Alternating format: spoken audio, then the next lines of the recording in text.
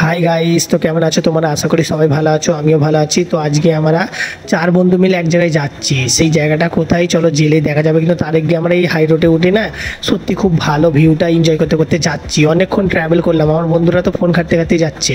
তো অনেকক্ষণ ট্রাভেল করার পর আমরা ফাইনালি একটা জায়গায় পৌঁছালাম। সেই জায়গাটা হচ্ছে মোগলাই এম্পায়ার।